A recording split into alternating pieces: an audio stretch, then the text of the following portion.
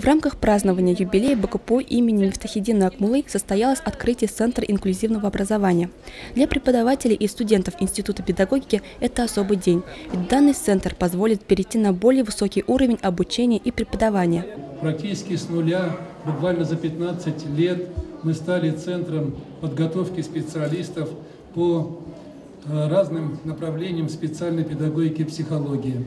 Но сегодня учить специалистов без современного лабораторного оборудования очень сложно.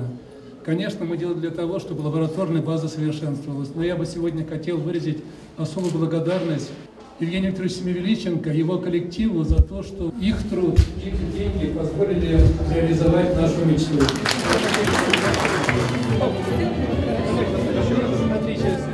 Красная лента перерезана, а это значит, что открыты новые возможности для Института педагогики БКПО имени Мифтахиддина Акмуллы.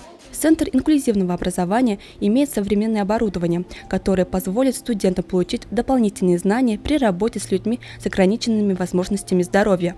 В педуниверситете сегодня открылся вот этот уникальный центр инклюзивного образования, который нацелен на социализацию детишек и молодых людей с ограниченными физическими возможностями.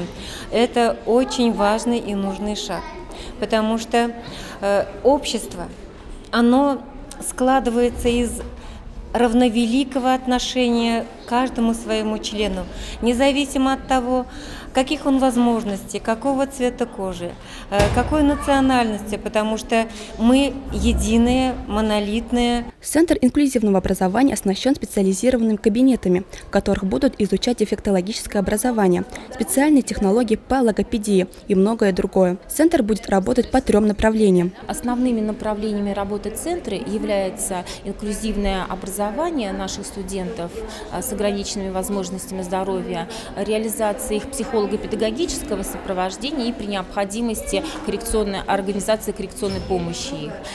Второе направление – это практикоориентированное обучение наших студентов-бакалавров, магистров по направлению специальное дефектологическое образование, которое позволяет непосредственно сотрудничать с лицами с ОВЗ и отрабатывать свои профессиональные технологии.